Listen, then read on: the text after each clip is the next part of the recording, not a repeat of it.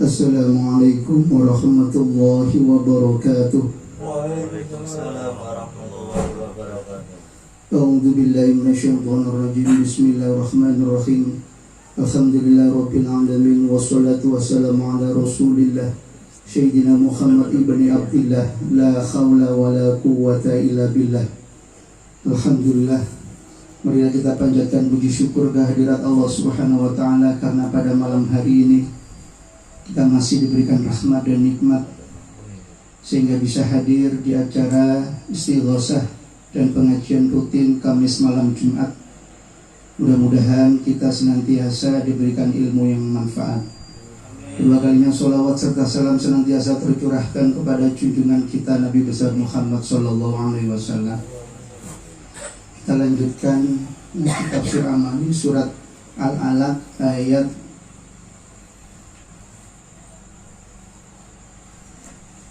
14.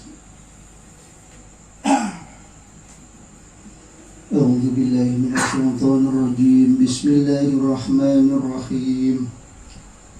Alam ya'lam bi anna Allah yara. Kalla la illam yantahi lamasfa'an bin nashiyah. Nashiyatin kadhibatin khati'ah. Falyad'u nadiyah. Shadaqallahul azim. Alam ya'lam bi anna Allah yara. Apakah tidak tahu dengan sungguh Allah itu melihat? Cara mengamalkannya, kita menyadari bahwa Allah selalu melihat perbuatan lahir maupun iman dalam batin. Jadi kita belajar untuk menyadari bahwa Allah selalu melihat perbuatan kita, baik secara lahir maupun batin. Kalau kita menyadari, maka insya Allah kalau kita mau berbuat yang dilarang oleh Allah dan kita ingat, kita sadar bahwa Allah melihat, insya Allah tidak akan kita lakukan. Akan tetapi kalau kita tidak ingat bahwa Allah melihat kita, kemudian kita ini digoda oleh setan untuk melakukan perbuatan yang dilarang oleh Allah, maka kemungkinan besar kita melakukan perbuatan dosa. Contoh yang paling gampang, misalkan kita meninggalkan sholat. Seandainya kita sadar bahwa ketika azan dan kita sadar bahwa Allah melihat kita, maka kita pasti langsung sholat. Bahkan kalau dilihat guru saja, misalkan azan maghrib, kok lihat ada guru yang melintas di dekat kita, maka insya Allah kita akan berburu-buru untuk menuju sholat. Pasti itu.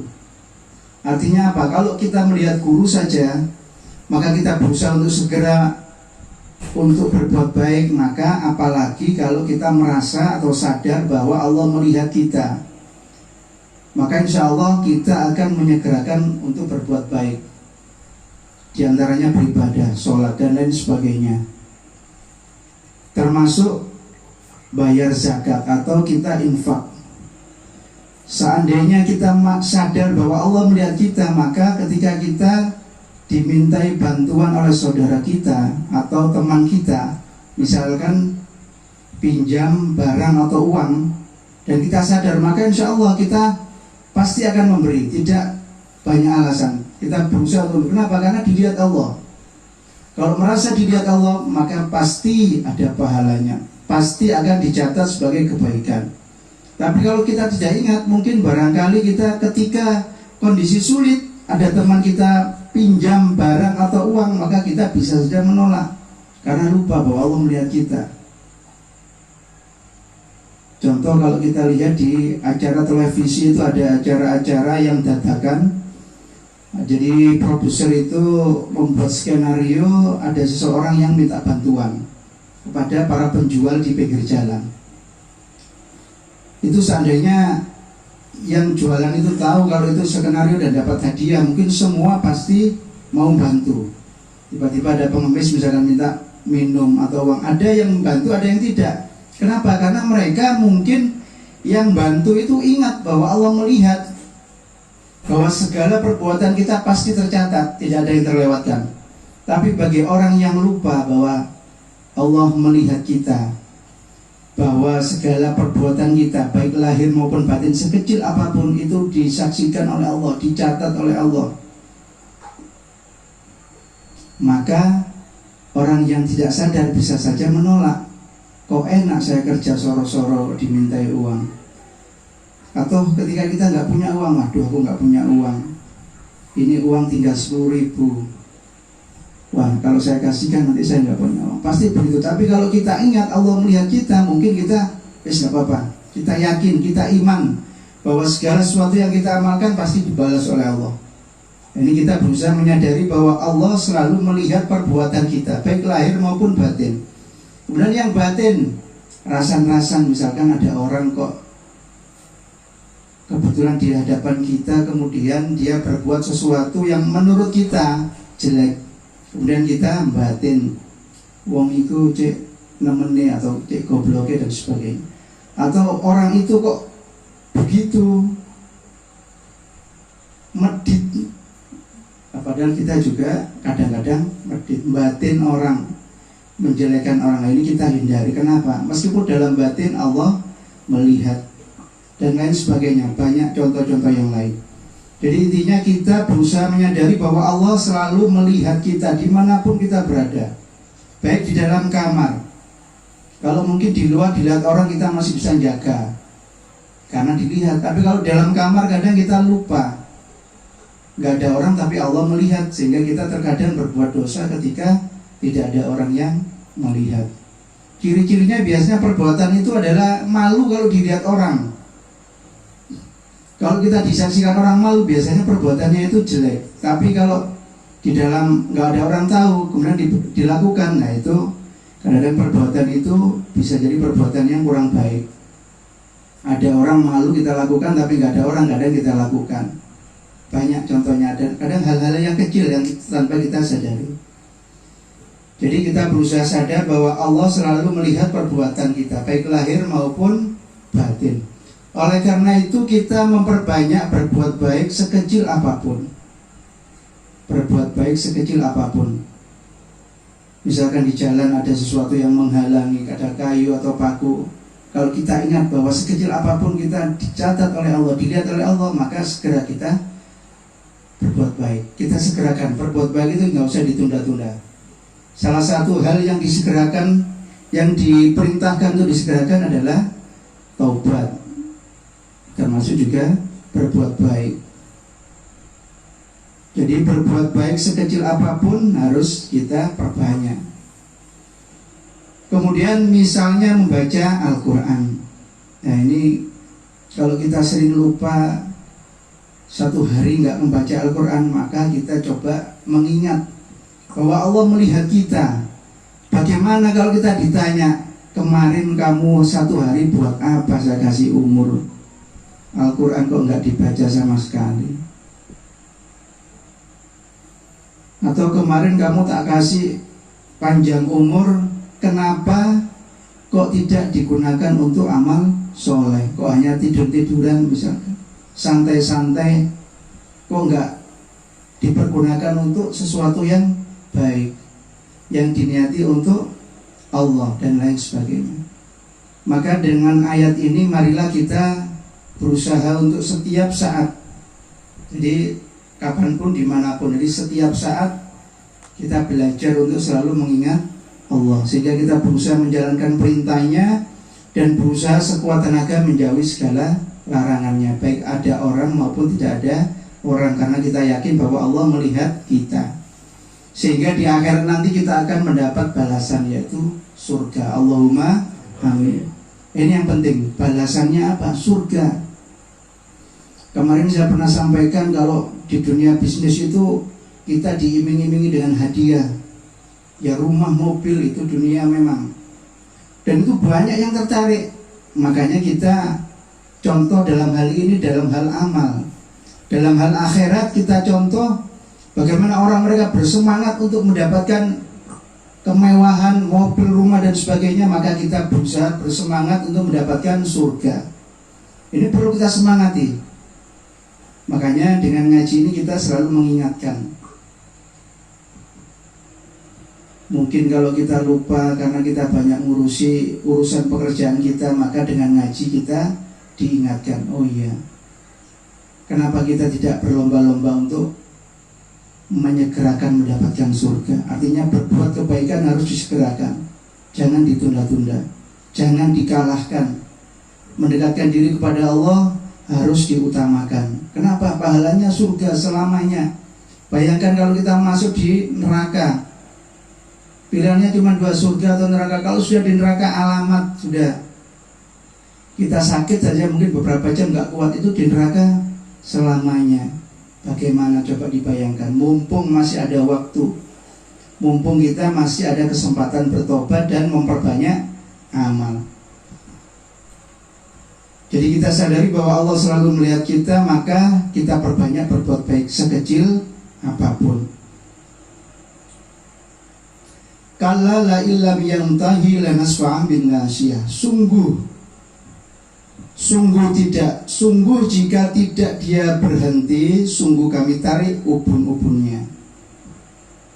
Cara mengamalkannya, yang pertama kita berhenti melarang orang berbuat baik. Jadi segera kita hentikan kalau kita mungkin pernah melarang orang berbuat baik. Ini kita diperingatkan harus segera berhenti. Kalau tidak akan dicabut, kita akan dilempar ke neraka dengan ditarik ubun-ubun kita. Jadi dilempar, tapi yang dipegang ubun-ubunnya. Bayangkan, dipaksa dilempar ke neraka, dipegang ubun-ubunnya. Makanya kita berusaha untuk berhenti melarang orang berbuat baik. Misalkan mengganggu temannya yang sholat, ramai ketika jamaah dan sebagainya. Sehingga bahayanya apa? Kalau kita tidak segera berhenti melarang orang yang berbuat baik, nah kalau di sini insya Allah tidak ada. Tapi barangkali ada orang-orang di sana yang mungkin selama ini masih pernah melarang, mungkin temannya, anaknya, tetangganya melarang sholat atau melarang berbuat baik, maka segera berhenti. Segera berhenti dan jangan diteruskan. Kenapa? Bahayanya kita akan masukkan neraka dengan cara ditarik ubun-ubun kita, diarahkan, dilempar ke neraka. Ini ancaman Allah. Kemudian yang kedua, cara mengamalkannya, kita takut ancaman Allah, ditarik ubun-ubunnya. Jadi ini ancaman ini tidak main-main dan pasti. Makanya kita kuatkan keimanan kita. Apa yang difirmankan oleh Allah ini sesuatu yang pasti, bukan main-main. Ditarik ubun-ubun itu sakit, bukan main. Jadi kita takut ancaman Allah, ditarik ubun-ubunnya untuk dimasukkan ke neraka. Oleh karena itu kita berbuat baik selama di dunia dengan cara memakmurkan masjid, mengadakan jamaah, mengadakan pengajian Al-Quran dan sebagainya. Jadi kita berbanyak untuk berbuat baik, di antaranya yaitu memakmurkan masjid.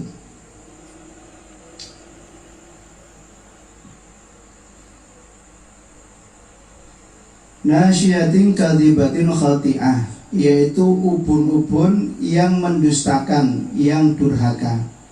Jadi kita hindari menjadi pendusta dan pendurhaka keimanan, yaitu sudah tahu bahwa perintah Allah itu wajib dijalankan tapi tidak mau menjalankan. Jadi kita sering ngaji bahwa ini perintah Allah, misalkan sholat, maka segera kita laksanakan. Kalau kita nanti tidak mau dijadikan atau dikatakan sebagai pendusta atau durhaka. Kenapa? Yaitu tadi ancamannya, ditarik ubun-ubunnya untuk dilempar ke neraka. Kita sudah tahu bahwa itu perintah Allah, tapi kita masih melanggarnya. Apa kita pernah? Nah ini kita koreksi diri kita sendiri-sendiri. Apakah pernah kita melanggar larangan-larangan Allah? Nah ini kita termasuk pendusta atau durhaka kepada Allah. Maka kita harus hindari. Diperintah sholat nggak sholat, diperintah amal soleh nggak mau amal soleh, diperintah ngaji nggak mau ngaji. Oleh karena itu kita berusaha iman kepada Allah dan tidak durhaka pada Allah. Dengan cara apa? Memperbanyak berbuat amal kebaikan. Termasuk pendusta dan pendurhaka yaitu membuka aurat, berzina, judi, dan lain sebagainya. Pokoknya yang melanggar larangan Allah itu berarti termasuk pendusta keimanan, sehingga ditali ubun-ubunnya untuk masuk neraka yang apinya menyala-nyala. Naudzubillah. Mudah-mudahan kita terhindar dari siksa api neraka. Allahumma amin. Faliyad'u nadiyah, maka hendaklah memanggil pada golongannya. Jadi kita hindari berbuat salah atau dosa meskipun dengan mengandalkan golongan atau teman yang banyak. Karena kita jangan ngikut yang hanya banyak. Banyak itu belum tentu benar menurut Allah. Kebanyakan orang tapi ditentukan oleh Allah dengan standar Al-Quran. Jadi kita hindari hanya ikut kebanyakan orang. Banyak kalau benar tidak apa-apa, tapi kalau banyak salah ya kita hindari. Ada sedikit tapi benar ya kita lakukan. Ada golongan sedikit yang buahnya itu yang misalkan ada yang setuju, nggak setuju sedikit, tapi yang sesuai dengan Al-Quran ini yang sedikit, maka kita ikut yang sedikit, tidak ikut yang banyak, tapi ikut yang sedikit, tapi karena benar menurut Al-Quran, termasuk sesuai dengan hukum-hukum Allah. Terkadang hukum-hukum adat ini ada yang dipanut oleh banyak orang tapi tidak sesuai dengan Al-Quran, itu termasuk kita hindari. Oleh karena itu kita hanya mengikuti kebenaran yang datangnya dari Allah saja, yaitu dari Al-Quran, dan menggunakan sebagai pedoman, karena akan menyelamatkan kita di dunia, yaitu dibina dan dibimbing oleh Allah, sedangkan di akhirat dimasukkan surga yang penuh dengan kenikmatan. Mudah-mudahan kita yang hadir ini senantiasa dibina oleh Allah menuju surganya Allah, termasuk keluarga kita. Allahumma amin. Sekian ngaji dari saya, mudah-mudahan yang sedikit ini ada manfaatnya, kurang lebihnya saya mohon maaf. Sebelum pengajian kedua, marilah saya tutup dengan doa. Mudah-mudahan dengan doa di dalam pengajian atau dalam majelis ilmu, insya Allah dikabulkan oleh Allah.